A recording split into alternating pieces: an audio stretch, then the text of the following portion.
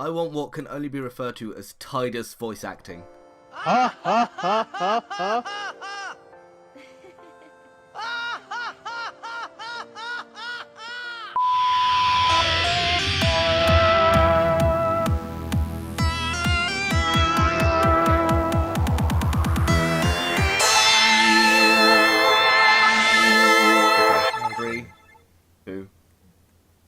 So, thanks for the magic magic is the wrong of one. editing. Oh, for fuck's sake! Technical difficulty screen. So, after a short break, thanks to the power of editing, we're going to try that again. You guys ready to try this script again? I guess. Okay. Game face. Hold on. Let me just slip into character.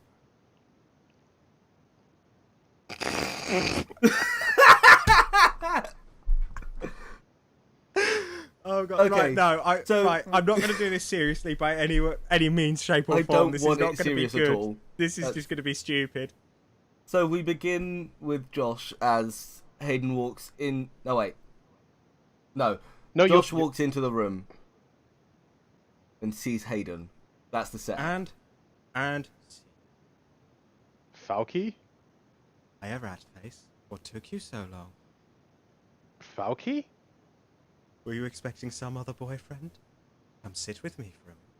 I'd give you a free beer, but you're not even legal until tomorrow. Want to come sit with me for a while?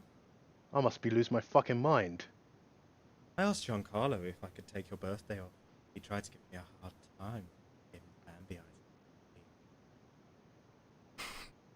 He says he's even going to bake you a cake. I was thinking you could come over to my new place and we could watch a movie or something. Hello? Mr. Joshi? Are you okay?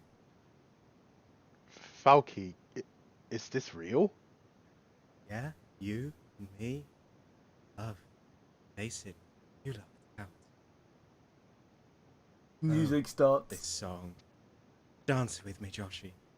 Come on, slugger. You can do this. Believe in you.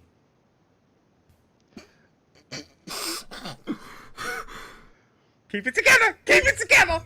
I don't know what this is, and I don't even fucking care. I think about you every day, Falky. Every minute of every day. You're so sweet, Joshi. I ever tell you that? You act all tough, but deep down you're all heart. What happened to you was my fault, Falky. Listen to the song.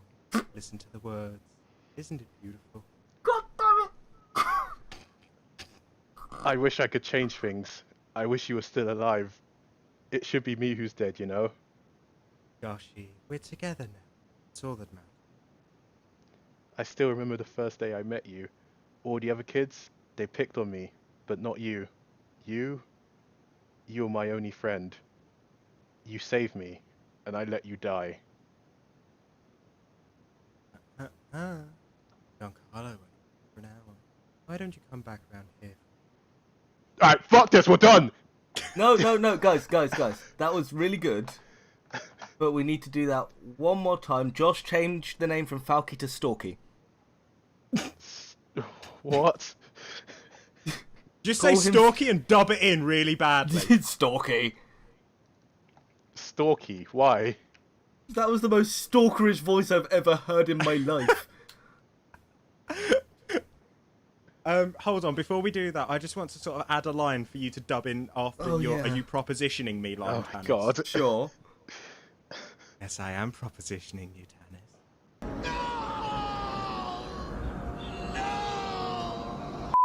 Help me. I need an adult. I am an adult. I need a different adult. I'm a different adult. I need an old priest and a young priest. What the God. fuck? No, wait, you're overage. You'll be fine. Oh god. Bad taste. That's what they leave in your mouth, Josh, yeah. Oh no! I was going for a similar joke, but my line would have been the priests disagree. Not like this. Said the child. Terrible, both of you. Yeah. So, Josh, do Damn you just right. want to use the? Do you just want to do Storky and then Tanis can dub that in badly? Do you want to, Tanis? No, it's fine. It's fine. That was perfect. That was amazing. I'm sorry. Everything I wished for and more. It's just I couldn't take this seriously, and I just wanted to be like really creepy, seductive style, and I think I nailed that. Well, I wasn't sure if you're gonna go for that or like high pitched schoolgirl. Yeah, I was worried it was going to be high pitched. I did contemplate high pitched, but then I realised my mic is a lot clearer now. It might hit frequencies that will trigger dogs. Oh my god! No, what? Like that's not how audio works. See? Ow. You've just Yeah. broken my window. Yeah. So the problem is to do high pitched voices, I have to put a lot of power behind my voice in order to be able to do it without allowing my voice to break. And as a result, it hurts people's ears. You need to work on your falsetto. I do indeed. Although my lows are quite nice. I'm quite proud of how low my voice could go. Oh, well. Yeah. How low can it go? I can go quite low. Was that you or was that just Josh talking? Rude. Rude. Hold on a minute. Wait a minute. It's too late. The damage is done. Rude.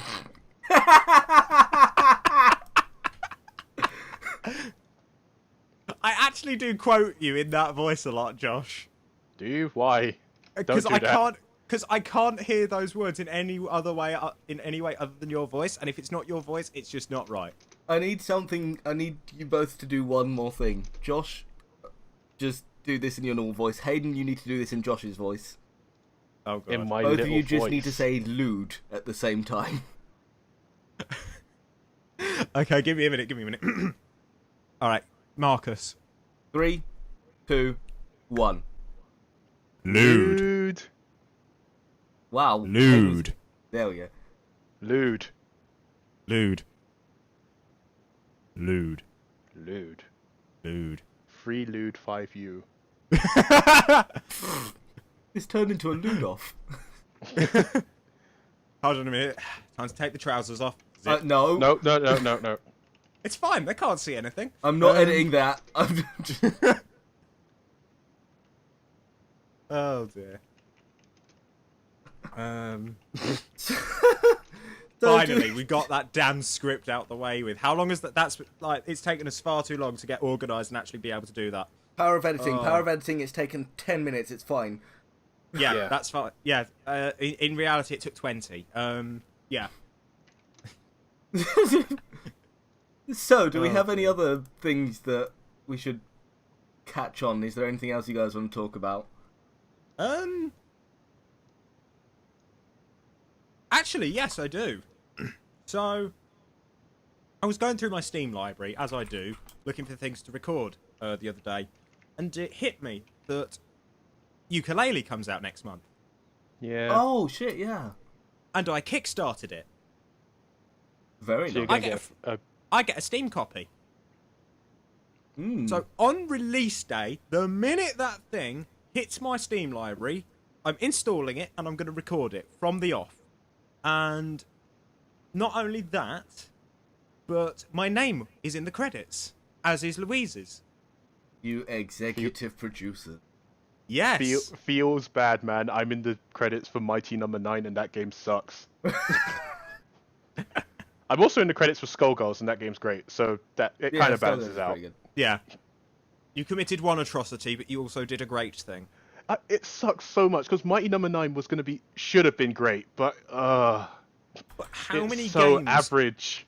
How many games have there been out there that should have been good that ended up crap? I'm gonna name one. Let me go through my Steam library. Dark Void. Oh yeah, okay, that's fair. That game, That's that fair. game would have been amazing had it not had the entire middle glazed out of it. I'm not even joking. You do bits and suddenly you go from what should be like early mid game to end game events. Oh god. Like there should have been pretty much an entire middle of a story there, and it just went missing. Yeah, that's actually I find that, well, not just that, but there have also been a lot of games recently that haven't had replay value. I want to say something as well, but once you two are done. Okay. I was just like, I've been playing like Brutal Legend.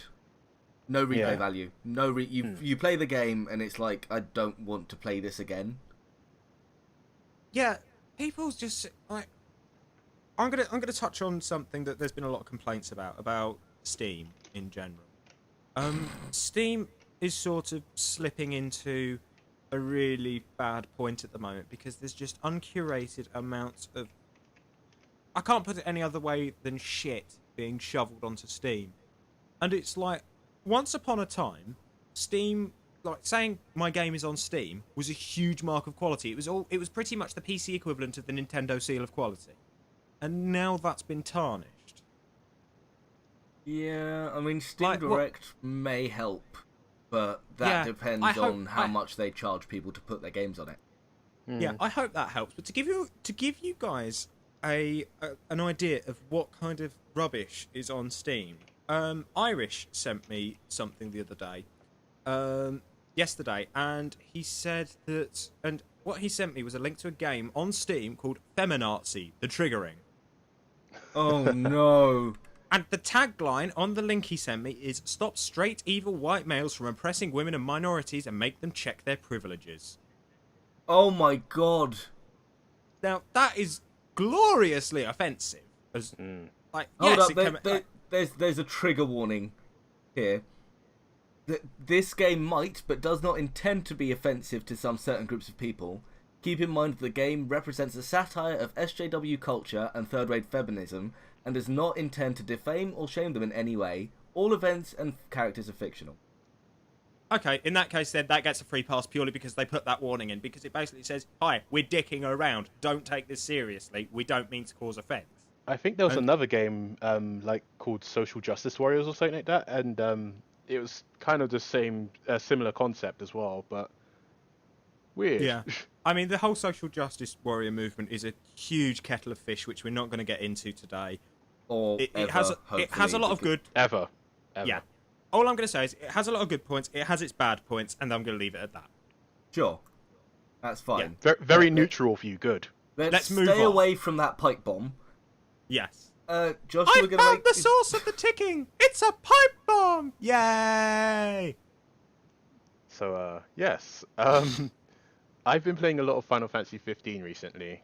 And as you two were saying earlier, they're talking about games that have bits cut out of it. I believe there was parts of a chapter and an entire chapter that was completely removed from the game, and it's getting patched back in. Oh wow! Later, it's actually getting patched back into the game, so it's going to be. I think you can treat it as post-game content, but it's going to be, if you played it, I don't know, say, in the next couple months' time, it will be essentially playing the game through as it was intended to be played through. That's weird. Why'd they cut it out? I think it was timing constraints, because they're also putting in some DLC content to show what happened to certain characters when they go away from your team and stuff. Right. Yeah. Like, what was it? One of the games that's just popped into mind with bits glazed out of it, Assassin's Creed 2. So, if you remember, when Assassin's Creed 2 was first released, 2 sequences were completely not in the game.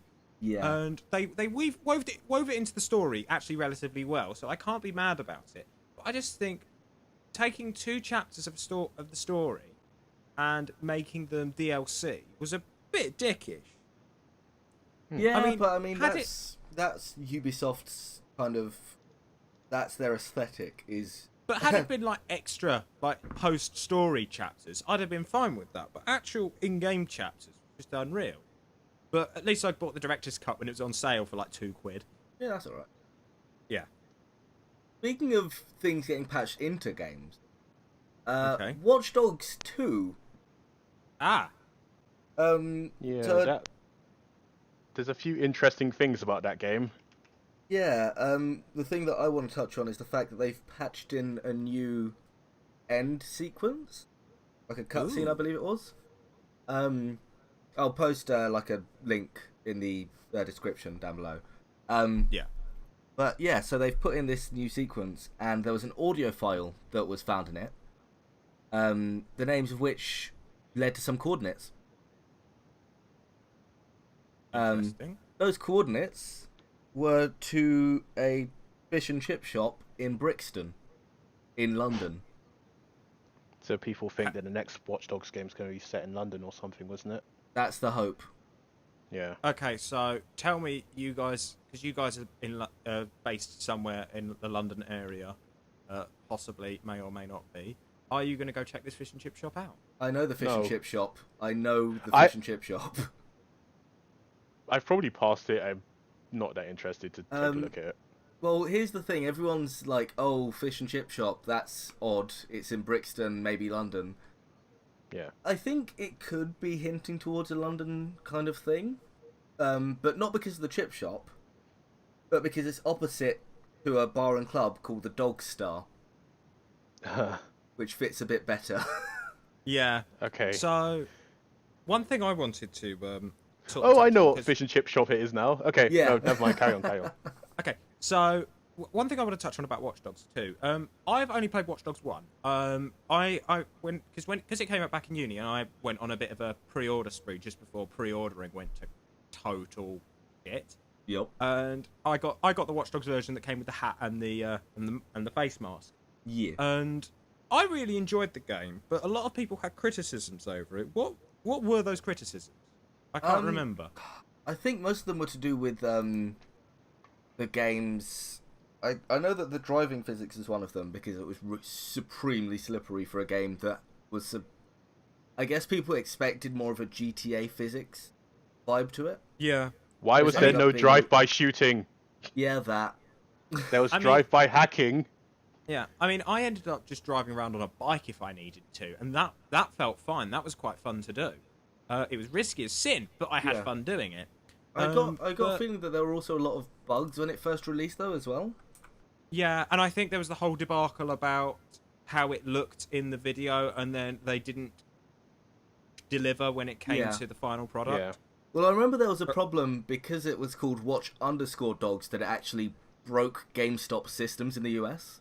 When they scanned it through, it basically caused a buffer overflow, which fucked the systems. That's beautiful. Nice. So, what improvements has Watch Dogs 2 done over Watch Dogs? Has it done what Assassin's Creed 2 did for the Assassin's Creed series?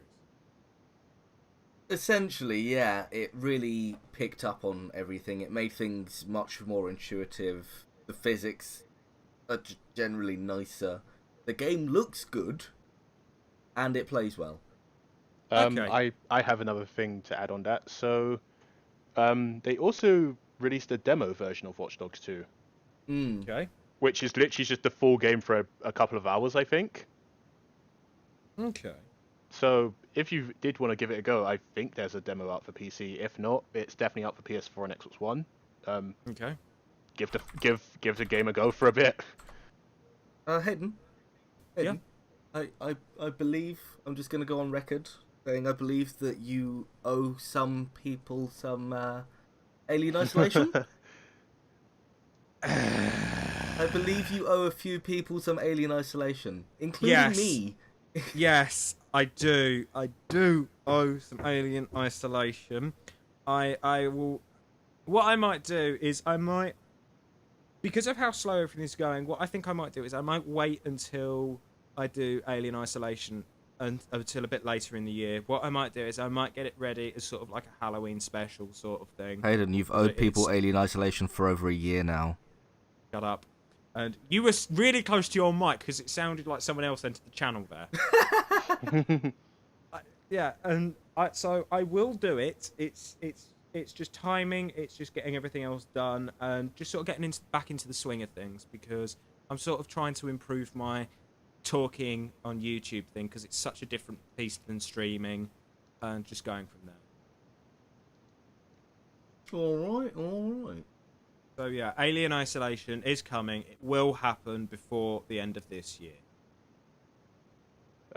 Resident Evil 7 is also coming by the end of this year. I swears it. I will definitely... I'm going to be doing Madhouse on that game, so... That should be interesting. So yeah, because we're all in various stages of employment and unemployment, we all have a varying degree of commitment. So where are you standing, Josh? Because you've obviously got a full-time job and everything, and you're having to balance everything out. So how are things happening your end? So I've recorded. I've been doing Resident Evil HD remaster. The first run I'm going to do of that is a Jill knife only run, and I'm up to. Where am I up to? I've got to the second mansion, so right now I'm about 60% through the game. I should be able to. It shouldn't be too long to finish. Do we want to tell the viewers what they've got to look forward to in this knife only? I guess so. How the hell do I even word this? Okay, so there is a boss called Yawn. It's a giant snake.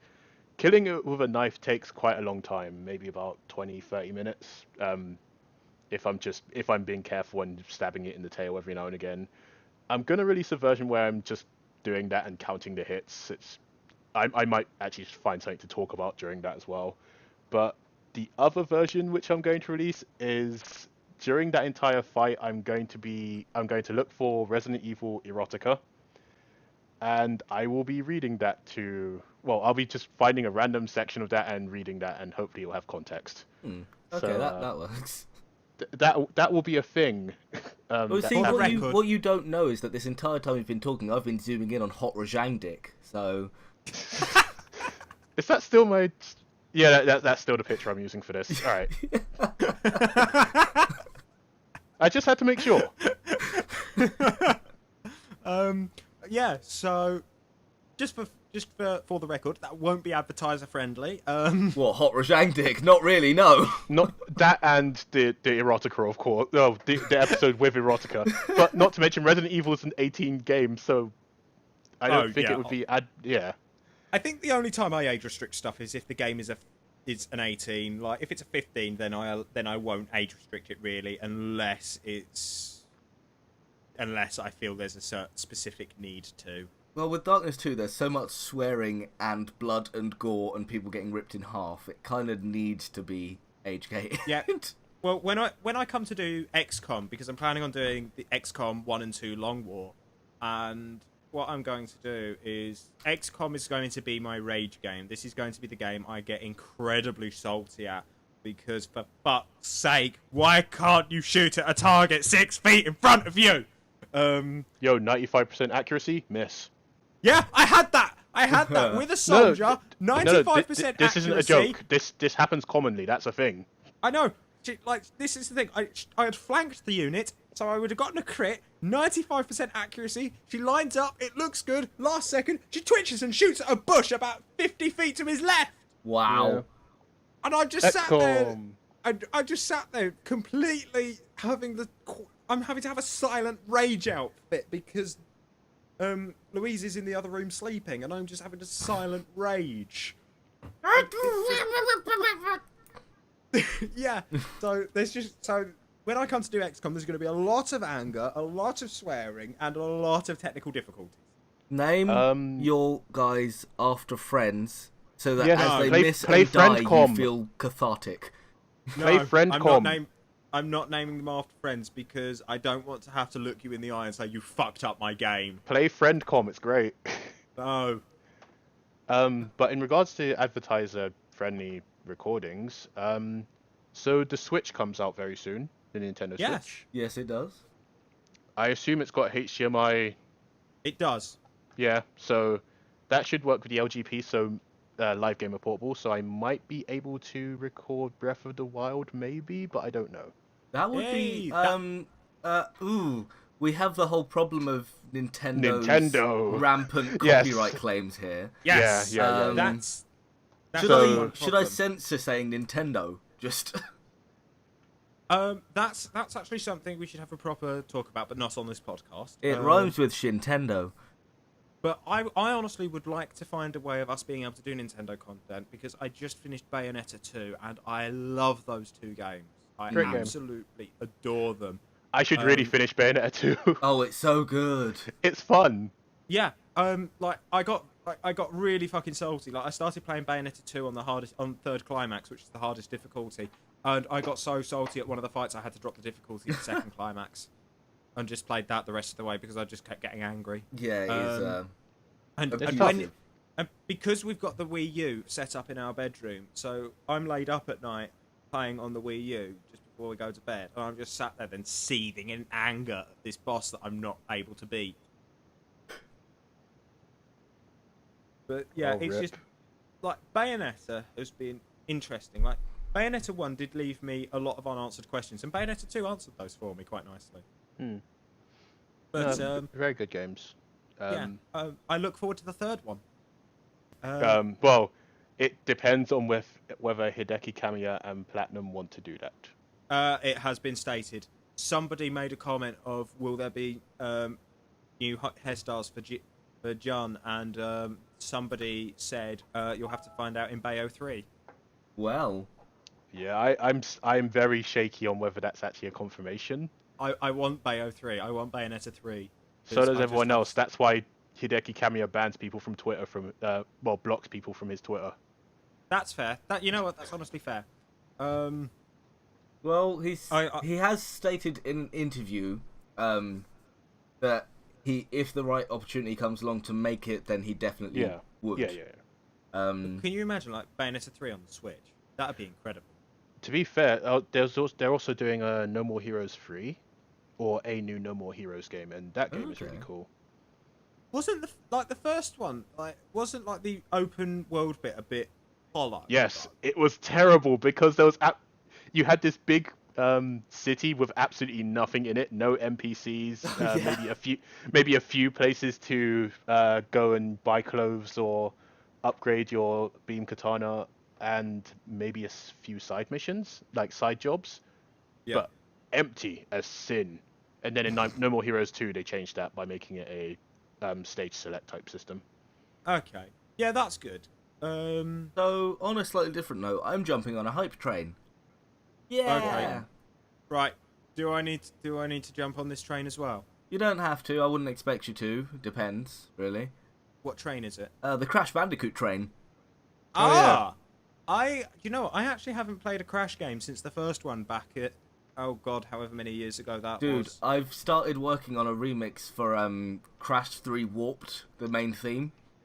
Nice. Check me out on soundcloud.com/Tantalus. That's soundcloud.com/Tantalus. That's soundcloud.com/Tantalus. There will be links plastered everywhere. So that's soundcloud.com/Tantalus. But yeah, no. When I've got anything good to put out, I will do. I've started working on a remix of that, and I'm thinking of doing a remix of the original game's theme as well, because I'm so hyped for those games to be getting the HD remasters. So hyped. One of my friends, big shout out to Nathan. Hopefully he'll listen to this. I sincerely doubt it though. If not, if you are though, thank you very much. Won a PS4 and he's selling it to me and Louise for quite a good rate, about 160 quid. Get Kingdom Hearts 2.8. Wait, 2.8. Is it 2.8? Hang on a minute. Or is it 2.9? Yeah, it's 2.8. It's 2.8. Is that a thing? Yeah. They've remastered them again. They remastered what's it? Dream Drop Distance for the 3DS. That's a really good game, by the way. And they made a new story, Birth by Sleep. Yeah, get that. It's good.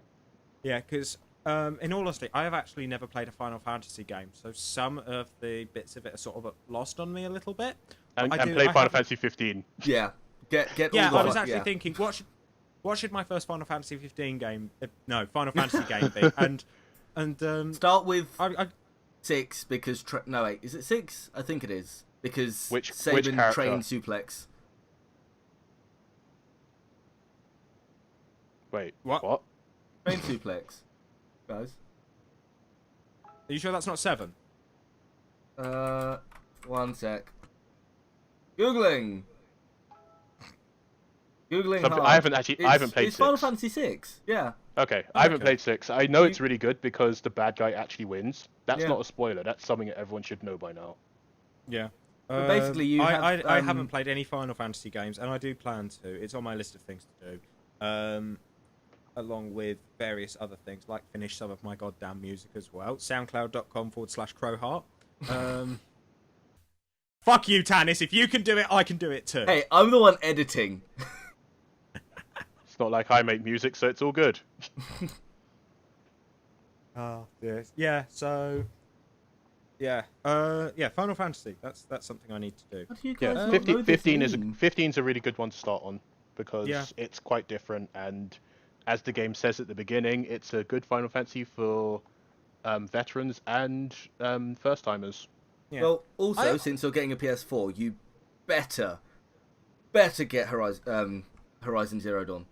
Yeah, that game has been reviewed and has got 9s out of 10s. It looks so good. I will look into it. Get Neo, get Blood. Actually, no, I'll just write a list for you of games to get for PS4. We're just gonna throw names at you. Well, it's my birthday's coming up, guys, so...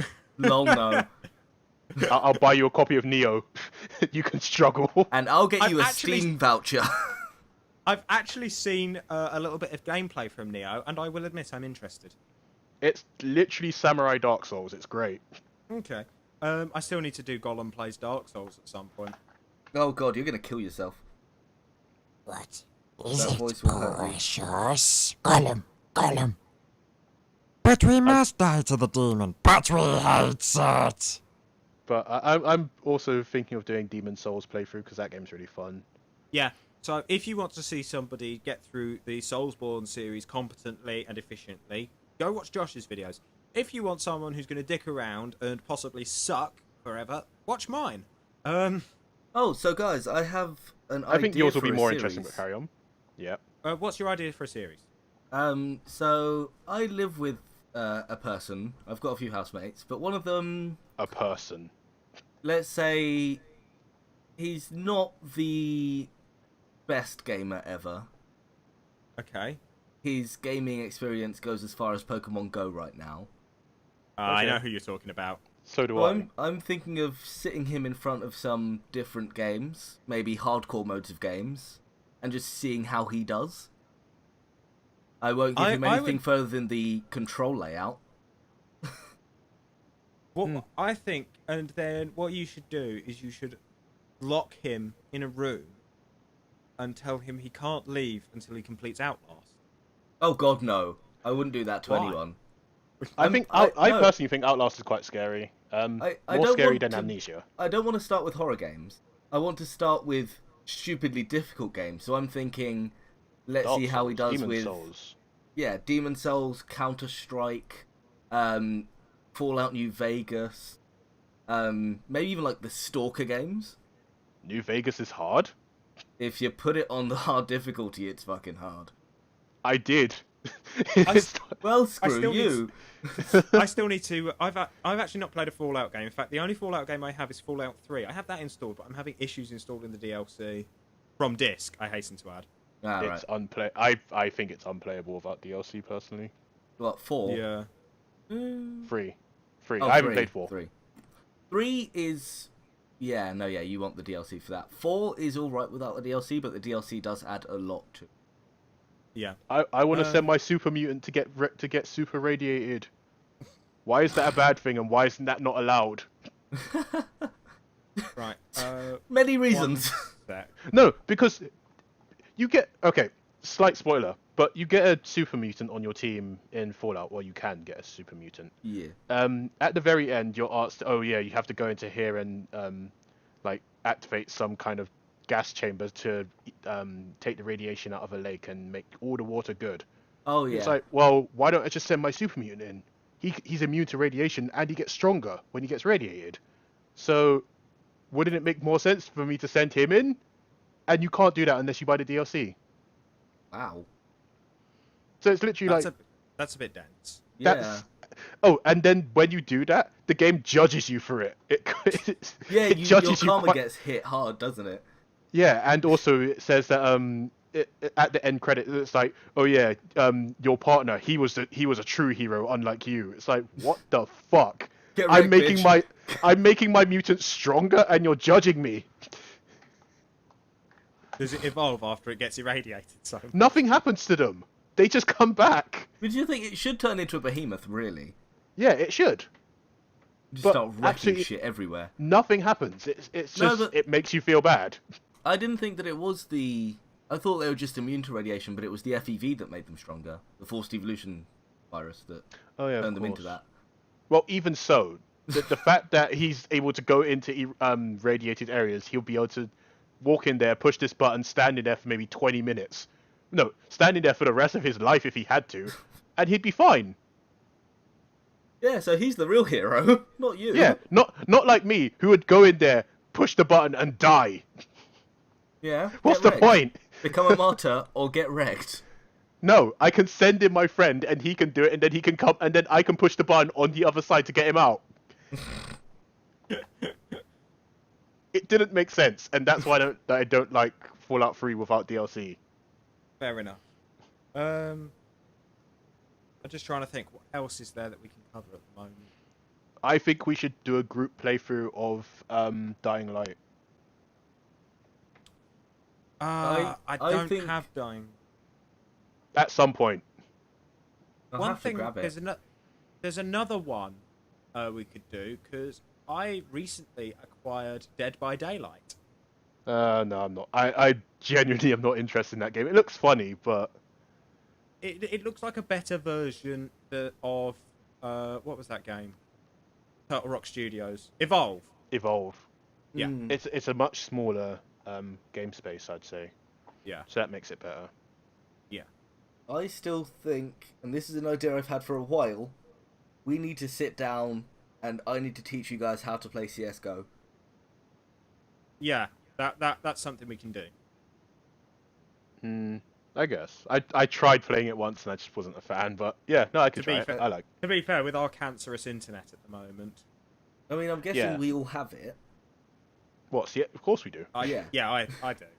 So I think at some point, depending on internet and other factors, Yeah. we should just have a run through and let's just fuck up some competitive. If But we're everyone doing that, else- we should find one game to teach each other. Ooh. If we're doing that, Ooh. It's payday, fellas. I will find some obscure fighting game for you guys to play. I will quite happily teach you guys some payday, which should be quite fun. Because Payday 2 is actually coming to the end of its life cycle now. That is true. They've started development yeah. on 3 now. Yeah. Yes, it's been announced that Payday 3 has initiated development now. So we're probably not going to hear any more on it until late 2018, early 2019. But Payday 2, they're going to finish it off this year, and God knows what they're going to finish it off with. Personally, though, from my point of view, Overkill have got a lot of ground to cover this year because, well, it looks like they're starting to do work tying off John Wick's arc. They still need to tie off Jiro's arc, and in all honesty, they've got a lot that they do have some bits that just needs tidying up. Yeah. Because the game comes across very inconsistent at points. When they do move over to Payday 3, it'll be very interesting to see who stays and who goes in terms of heisters, because we've now got a bunch of heisters who came in who are original characters. So in addition to Dallas, Wolf, Chains, Hoxton and Houston, we now have Sydney, Bonnie, Clover, Sokol, Dragon. Yeah, they've got a lot that they Yeah. need to sort out.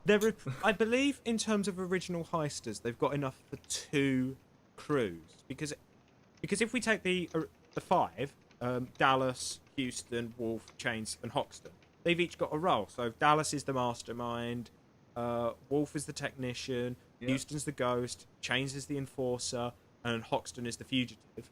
Whereas the other 5 are sort of extensions on that. And then you've got all the third-party heists, John Wick, Jacket. So what you're saying is final DLC 2 crew massive heist.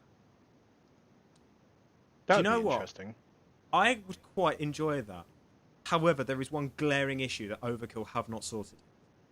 Which is... So, Ulf Anderson, one of the former founders of Overkill, is the voice of Wolf. He left nearly a year ago now to found his own company called 10 Chambers, and 10 Chambers are working because I've actually had a bit of back and forth message wise with 10 Chambers, and they're working on a hardcore co-op FPS with horror elements to it, from what I understand. And they every so often on their Twitter feed they release like little snapshots of levels. And they've recently brought on Simon Vickland. Sorry, let me correct that. Lord Simon Vickland, the master of Payday music, to make music in that. And I'm rather excited by this because I know it's coming from people who've got a lot of experience in that genre, and it looks like they're going to work hard on it to make it great. And if they make it great, then 10 Chambers will become a developer that will see my patronage quite a lot. But yeah, as I say, dependent on what Overkill do in these last few months, in these months of 2017, to wrap up Payday 2 will define the game itself. Because when they finish the extended support, Payday 2 will be a complete game. Yeah. How many years has that taken? Well, originally they were meant to stop support in 2015, but they decided they wanted to do more with it. 2 more years. However, they are working on quite a lot of things in the background. I mean, Overkill have got their own Walking Dead game on the way. I believe they're working on something with... I can't remember if it was Lion Game Lion or Lionsgate Game Studios on a World War II game called Raid. They're also working on their own VR technology. Basically, Starbreeze Overkill has got their fingers in a huge amount of pies right now. And Payday 2 has been funding that. Okay. Well, yeah, I was genuinely curious, yeah. Payday 2 came out in 2013, like August 2013, and it has been probably one of the longest supported games in a while.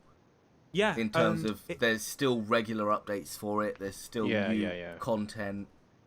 And there has been a number of... Payday 2 has had its ups, it's had its downs, it's had its spectacular downs, and it's also seen... You can't say that.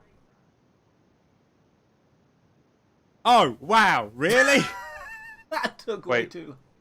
Okay, it's also had its... Okay, let me rephrase that. It's had its unmitigated disaster, but it's also been a phoenix that has risen from the ashes. You can't say that. That took way too long. No, it's because I was just sitting here thinking, yeah, I get that he can't say that, but does he not get hit? No, that did not cross my mind at all. Yeah, so... So bringing back to topic, Payday 2 has seen an incredible scene.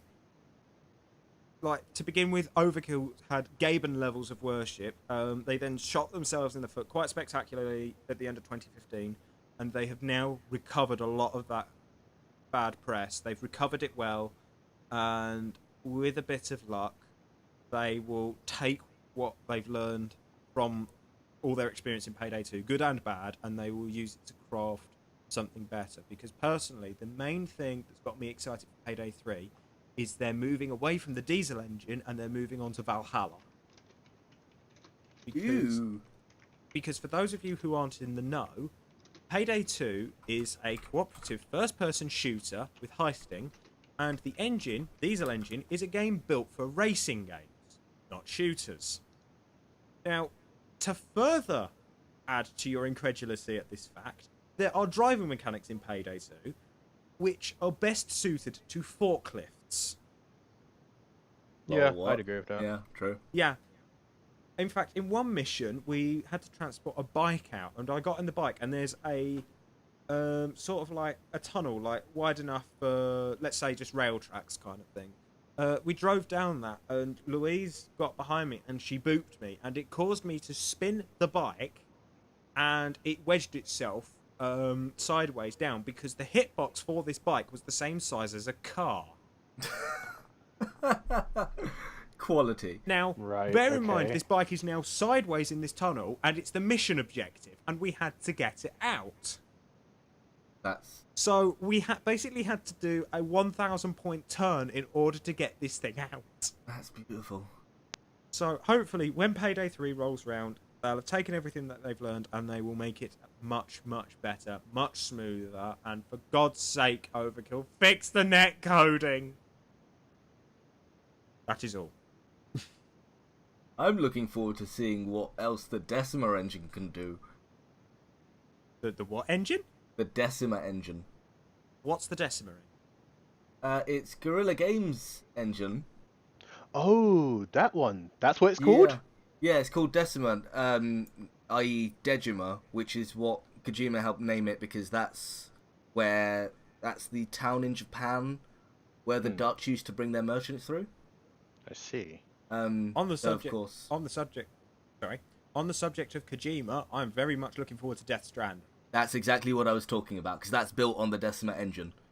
Ah, yes. Okay. Horizon Zero Dawn, Killzone Shadowfall, Riggs, and Death Stranding are the games that have been made on the Decima. Okay. And I am rather looking... Horizon Zero Dawn looks pretty. Death Stranding, all of those trailers are in-engine rendering, not pre-rendered. Look amazing. Wow. Yeah. I thought they were... Yeah, after Metal Gear 5, I'm thinking, okay, it looks pretty, but is it going to have substance? Metal Gear 5 was fun, don't get me wrong, but I kind of wanted more. One problem that the casual peasant gamer has is they seem to think that it's all about realistic graphics, and games these days, like, we've proven that you don't need amazing graphics in order to have a fun game. I mean, let's jump back to the late 80s and early 90s with the NES, the SNES. Yeah. I mean, those graphics were hardly what we call amazing today, but back then they were cutting edge technology, and there's some great games came out of that. Okay, so I heard that call out on console gamers, and I'm looking at my consoles in my room, and I'm thinking, you just complimented Death Stranding on graphics without seeing gameplay. I said casual gamers, not console. You said peasant gamers, which also... You did say peasants, yeah. Yeah, okay. So don't give me that shit, mate. But okay, here's the thing. Kojima's games aren't just games. They're his kind of... They are in a sense, it's an experience. Yeah. It's an artwork. It's a piece of art. So for him, the graphics make a big part of that, along with the storytelling. Metal Gear Solid 5, it was missing a lot of substance. Yes. But at the time, Kojima was dealing with Konami beating down on his team like a sack of shit. I was going to say, I think that part of that was to do with Konami, but yes. This is the thing, though. Well. With certain companies, when you see the name attached to them, you get an idea of what it's going to be. So whenever I hear about a Hideo Kojima game, I can sort of be a lot more relaxed and say, yes, this game looks pretty, and I can be safe in the knowledge that it's going to have a lot of substance. Because, as you say, it's an experience, it's a work of art. And it'll be a mindfuck. Yeah. Whenever I hear about Nintendo working on a game, my first thought is, brilliant, I can buy this game on a Nintendo system, and I'm not going to have to do a day one patch. I'm not going to have to get stupid amounts of DLC. And I'm going to loop back to the Breath of the Wild DLC in a bit, just FYI. And along those things. But then you hear about certain other games like, what other companies? So you hear about, let's take Ubisoft, for example. Basically what you end up is you think, they're going to have really crappy pre-order shit going on. Oh, it's going to be buggy as sin. I've got a day one patch 20 gigs because it's so shit. And basically the game doesn't become good until they've patched it over the course of 3 months. Can we talk about Fallout 4 for a second and their 60 gig high res patch? Oh, no. What? No. I want to go worse. Let's come back to that. No, I want to go worse here. Can we talk about Gears of War 4's patch for the PC, which is about 200 gig? Yeah. Can we talk about that first? Yeah, let's. I think what? Hayden, you've missed out on a lot. Okay. This is what's useful about having an idiot. Bring me up to speed. Pick a game. Would you like to talk about Fallout 4 or Gears first? Do you know what? I'm going to roll a d20. If the number comes up Above 10, I'm going to go... If it's 11 or higher, I'm going to go for Fallout 4. If it's 10 or lower, I'm going to go for Gears of War. Sure. All right. And the answer is Gears of War. I rolled a 1. Critical fail. Oh my god. Let's have some fun. Right. So yes, they have released a 248.5 gigabyte patch. Yeah. what's that this is patch for the for? PC version. Is this actually how big is this like similar to how Overkill does their patching, where it's something stupid like an 80 meg patch and it says, oh, you need 50 gigs free in order to install it? No, this is to be exact a 248.5 gigabytes patch. Why does it need so much space? I don't know. I don't have it on PC. I feel to actually use my my share plate. Well, my shared. I have the game on. Well, I have the game on Xbox One, so I think it can go through to my PC as well. I feel to just download it just to see how big it actually is, but I want to see, because apparently the base game's only 50 gigs. 50 gig. Just what? Yeah. Like I said, it's only for the PC version. The Xbox One version doesn't have this patch. That's. I'm seeing what I can find about it online right Yeah. now. I don't understand. I honestly don't understand. It looks like it was... I hope it's a know. mistake. But yeah, while you guys do that, just sort of going back to what I think, if you see certain companies associated with games, you sort of can lean back. You can either lean back and you can say, okay, this is going to be fine because this company has it. And 9 times out of 10, that company will be something like Kojima, or it will be Nintendo, or depending on what they're doing at the time, Sega. Sega can be a bit hit and miss, I will admit that.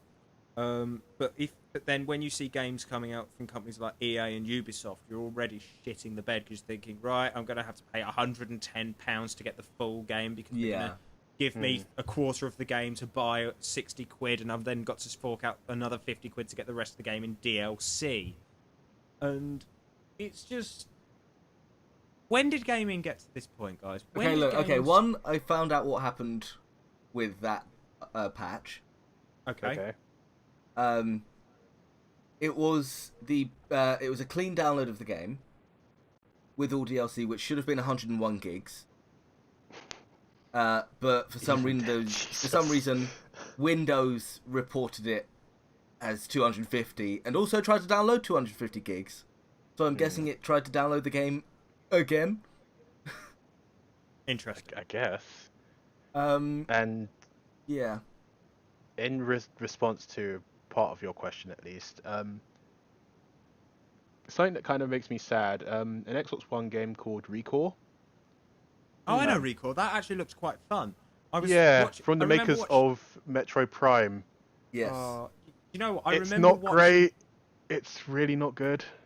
Oh, I remember seeing the trailer and thinking, "Oh, this looks really fun. I might want to pick that up." Xbox One exclusive. I just went, "I'm out." It's just not that fun. Yeah. Actually, it's really unfortunate. It's just a bit disappointing. Yeah. But look, after seeing Metro Prime, it's like, oh my god, Metro Prime, those games are awesome. And then tank. Yeah, and then playing this, and I'm like, It's things like that can kill a company's reputation. I mean, we're getting to the point where games are going to be 100 odd gigs in size, and yeah, it like with the going back to the Fallout 4 example, 60 gigs for the HD res pack.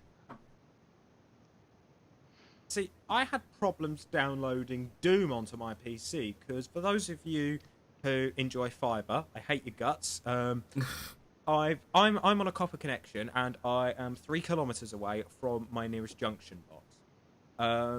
My download speed is at best around 7 meg, at worst about 4 or 5.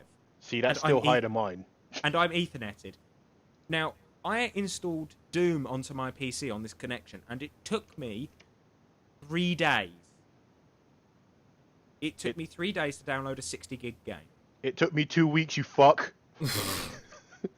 But this is the bit. You're in the bloody capital. You're in the bloody capital, and your internet is worse than mine. That's because the UK's speeds suck in general, compared to most of the world. Well, it's not just that. It's all it's just OpenReach are just really crap at rolling out. Yeah, that too. That too. But look, with Fallout, you've got 60 gigs for the base game, which pretty big already. Then you've got the DLC, which adds another 20, 30 gigs. And then you've got this HD high-resolution texture pack, which replaces all of the textures in the game with 4K textures, and that is another 60 gigs. So if you've got everything installed, you're looking at a 150 gig install for a 4K game. That's impressive. That's really impressive because we are starting to reach an age where technology is resolution is now starting to advance again. Because remember when HD became a thing, and now we're sort of moving into UHD/4K. Yeah, well, yeah. I mean, the GTX 1080 is becoming more and more affordable. Like, I saw a 1080 on sale for something like 500 quid, which is still expensive, but that's way more affordable than a 970 was when it first released. See, I just might end it all and go for a Titan, just for shits and giggles. But then you might as well get a 1080 because they're still cheaper, and about the same spec-wise. I'm waiting for AMD's next thing. Oh, the Ryzen I'm running set. I'm running on MSI 970 at the moment, so I'm happy with that. I know Louise needs an upgrade because she's running a 650 Ti and she's starting to need she's going to need an upgrade. So... I've got a 670 that I don't use anymore, and that can run games in HD. Because right now I've got my Palette 1060 now. Well, we see what she wants because she's thinking about buying a new graphics card anyway. But I digress. So while we go back to the subject of DLC, let's actually talk about Breath of the Wild because Nintendo, in what appears to be an unprecedented move for them, has gone for a season pass. I think this is the right thing to do for them. Yeah. I'm not going to disagree with you. Now, a lot of people will say, oh God, Nintendo, why are you jumping on the bandwagon, sort of thing. But I've had a look through it, and I'm actually going to pull their Breath of the Wild season pass, so give me a couple of moments while I do. I know the last one's got an entirely new story. Yeah. Like, hearing those words when like a DLC package comes out and there's a season pass, hearing the words new story, it's like, shit, I gotta get me one of these. I mean, that's where people are going to complain. It's like, why didn't you put that in the game already? Yeah. Admittedly, the season pass for Breath of the Wild is only, what, £16? They said, about $20. Yeah. Okay, I've just found it. Okay, they're not labelling it a season pass. They're labelling it as an expansion pass. Now, the wording of that is very, very careful because a season pass makes you think this is going to be DLC over a long period of time. But this, to me, this basically says, like, do you remember the days when you went out and bought an expansion pack for your games? No. This is what that says to me. You don't remember that, John? At the same time, if you look I at remember the those days, thing, but I never did it, so no. It's called an expansion pass. But if you look at it, you've got the bonus for the pass, and then you've got DLC Pack 1 and DLC Pack 2. Yeah. Yeah. It's a season pass. Okay, however, my argument is that it sounds like this is going to be the only DLC. There's not going to be any more that they're not telling us about. We know immediately what we're going to pay for. And the general agreement seems to be that the first DLC pack, which comes out summer 2017, is a bit wank. New Cave of Trials challenge, new hard mode, and additional map feature, whatever that means. Yeah. It's the second one that seems to be worth the money, the winter 2017 one, which is new original story, new dungeon, and additional challenges. I mean, it's quite a big deal if you see Zelda pulling out a new original story. I mean, here's the thing that gets me, though. Most DLC that you get changes things, like it will add extra things like that. But now DLC's become more of a thing for online games. Like, obviously, Fallout 4 had DLC. They've got mods now. But this is a game that is known to be purely single player. So why do things like exclusive in-game clothing?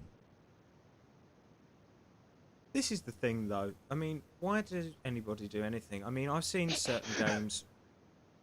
I've seen certain games. I mean, Bayonetta even has some in-game clothing sort of thing for a single-player thing. It's just additional costumes that people want to do silly things. I mean, yeah, I mean, lost. Like, I get it if it's extra fun. Like, Metal Gear Rising had if you got a special edition, you got the Inferno armor as a free DLC.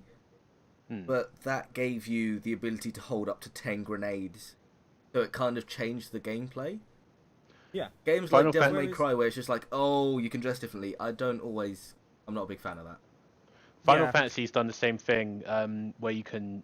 There's the pre-order costume, which is Noctis in his royal like clothes, and it's okay. I think it increases his health slightly, but again, it's just unnecessary. It doesn't really. It looks okay as well. I mean, if it changes the stats in a way that can change the game, then I feel a bit better about that. But his normal clothes do the same, have a similar effect. Oh well.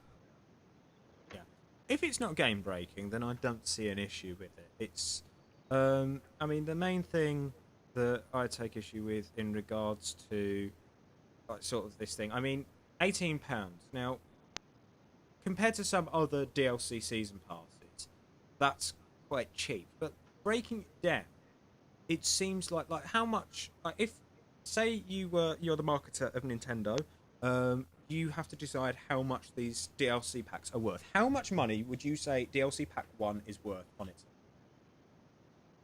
Well, that depends on what's in it. Yeah. New Cave of Trials challenge, new hard mode, additional map feature. How much would you say that's worth? Well, once again, it depends on how good that content is. Yeah. If we don't actually know how much extra... a new hard mode? Now, that's basically giving you the game again. Now, well, because it's a Zelda game, it's weird that it has a hard mode. They're making you pay for a hard mode. What the fuck? You don't have to pay for it. Yeah, but if you want it, then you have to pay for it. Yeah, if you want to play on a higher difficulty, then you pay for it. Which just seems so but this weird. is the thing, It is weird, but at the same time, a lot of games have done it nowadays. Well, they do things like survival modes rather than hard mode. Well, there is the hero mode in Wind Waker HD. The Last of Us has a DLC, not Crushing. Crushing is the highest difficulty on Uncharted, but it had a DLC difficulty as well. Quick point I just want to make, going back. I was a bit hypocritical on the whole in-game clothing thing, because I do buy CSGO skins. Exactly. There we go. See, I refuse to buy things that just don't do anything. Like, I mean, I refuse to buy gun skins. I refuse to buy clothing. I refuse to pay money for anything that's purely cosmetic. The only time I will quite happily fork money over is if it's something that gives me something like more to do. So let's take a look at XCOM, like XCOM Enemy Within. Yeah, that's a cool DLC. Yeah, that's a cool DLC. I'd go so far as to call it an expansion, and I'm happy to fork money over at that point. When it comes to stuff like, but yeah, going back to my point, I would honestly say that the DLC pack 1 is worth about £5 at the least, at the most possibly 8. But when you look at DLC pack 2, I would honestly say that's where the money is really sat, and I would say that's pretty much worth like at least about £12 to £15 on its own. Yeah. Judging from, but that's pretty basically. I mean, but that's yeah. So I would add to that to say it depends on what this map feature is, because if it's oh wait, there's an advert for the Switch on TV. Yeah, 1-2 Switch 3rd of March. Sorry, just getting to this. With the additional map feature, it depends on what that is really. They said that it's going to be the size that the map is about the size of the map on Xenoblade Chronicles X, which is fucking immense. If the new map feature is, I don't know, some kind of a new like island or something, that's still pretty freaking impressive. And I mean, I kind of hope that they drop a trailer, like some kind of feature trailer, so that we can see what we'll be getting for that money. Yes. Okay. But even so, it's not too bad. But sorry, you guys were saying. Well, no, I've pretty much made all my points, and I think we need to wrap this up. So, yeah, this has been an epic podcast. It's been quite fun. We've covered like a lot of random stuff. We have run the gambit on gaming here. Yeah. What is it? We've discussed copyright. We've discussed DLC. We've discussed companies and poor management. I've shipped you two together. It's been beautiful. Yeah, maybe not that bit, but okay. Josh X Falky. Oh God. Please no. Yeah, we've definitely run the gambit today. You're gonna have a hell of a time editing this lot. Fuck. Rip you. Right.